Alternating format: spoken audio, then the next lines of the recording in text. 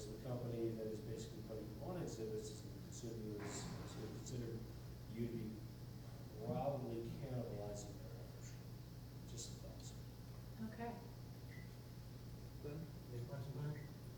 I have. Can you hear me okay? Yep. Oh, yeah. Oh, perfect. As you heard Peter say, we're having the largest Smart Cities Conference in the United States, April 1st through 4th in Denver, which is driving distance, if you don't mind driving to Denver. Now, I heard you say that you had an uncle who's in the business, so maybe you already have an outlet, but would you be interested in talking to the people who are running the commercial exhibits there to see if they would like you to do your magic on some of them? Yeah, that would be cool. Great. You got an email from me, I think. So if you would go respond to that, then I'll go and I'll get them in touch with you. Okay, thank you. Thank you. We'll try it out and see how it works. Big hand for Rebecca, please. Drew, you're up. I'll get you clued up if you want to introduce yourself on your way up. Sounds good. Do I have a little clicker? I think the clicker is up there. Great. Okay, wonderful.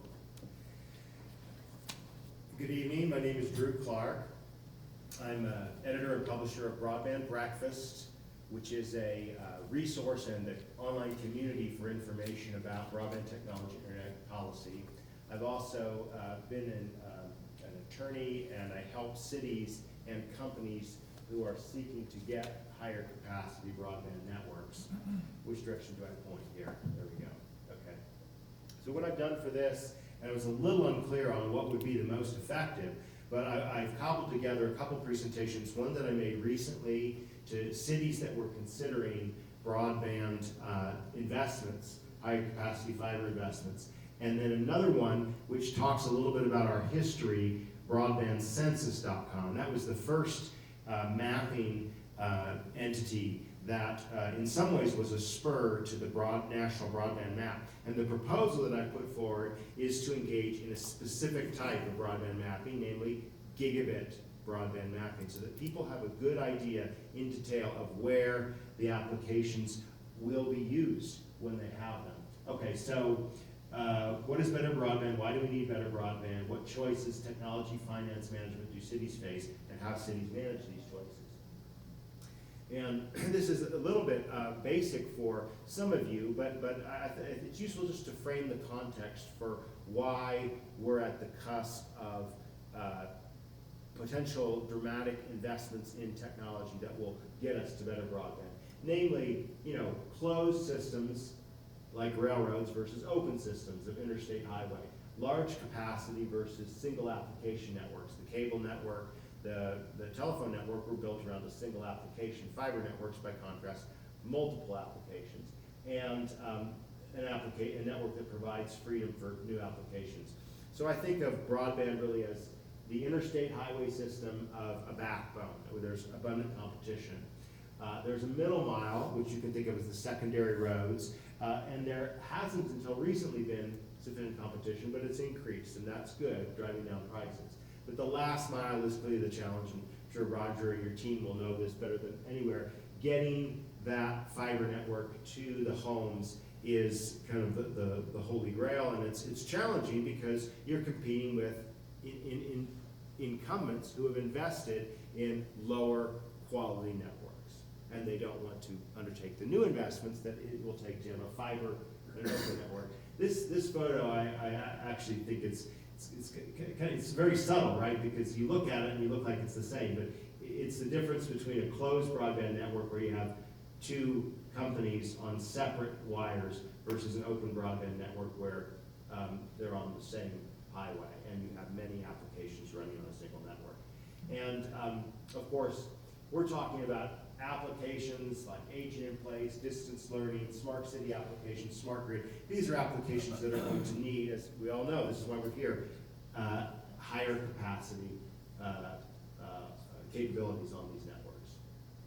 Just another image showing some of the, I guess I call it the purposes, right? It's not just the faster is better, but how you get to better education quality, better public safety, better smart grid, better connectedness, where you can have individuals communicating seamlessly with distant relatives.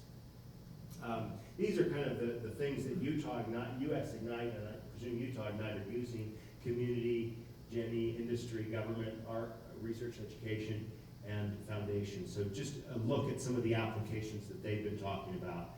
And then I'm gonna kind of go quickly through these because they're a little bit less relevant, but it talks to the choices that cities face, whether they want to do this completely municipally or whether they want to work with a public-private partnership, whether they're going to use a single-purpose network or software-defined networking, and whether they're going to buy or build or beg or borrow if they can swing that, the networks.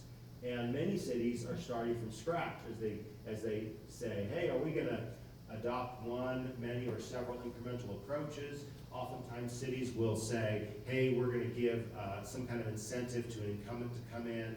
That's sort of a model that some cities are exploring. More up this scale is, forming a public-private partnership, building a network and lease out use to the private sector, or building and running a public network. I'm not saying any one of these is the best, right? There's many reasons why you might go at many places, but I think the key we're talking about, again, I'm happy to provide these, make these available. The key is that we're talking gigabit networks, and if we're talking gigabit networks, the choice is why not an open gigabit network? But putting that aside, what we want to do is we want to figure out where are the gigabit networks, so that those of you who are developing gigabit applications have a better sense of the marketplace, and you also have a sense of what's real and what's what I call phantom gigabit, right? I mean, because we've all seen the ads for some incumbent telecommunications or cable providers who claim they have gigabit or 2 gigabit or whatever connections, but as we all know, it's really only downstream, if that. And the whole point of a gigabit network is to be able to have upstream and downstream symmetrical capacity, and that's really what's crucial. Again, I'm going to zoom through these. These are just an example of some of the cities that have been managing choices in this regard, and I'm just going to flip through all of these. These are just some points on these different cities. Now, broadband census was, if you try to go to broadband census now, you'll be redirected to Broadband Breakfast, which is our master site. But we started off with a vision of creating a system of broadband mapping. But it was broadband mapping of all sorts, right? 200 megabits and 200 kilobits actually was the standard for broadband at that time. It was later upped to 25 megabits under the Federal Communications Commission. And the key purpose of broadband census, which I founded 10 years ago, was to get a consumer-focused rating service for business and end users. We evolved with speed tests, a database of broadband providers, and an information resource about broadband availability by zip code.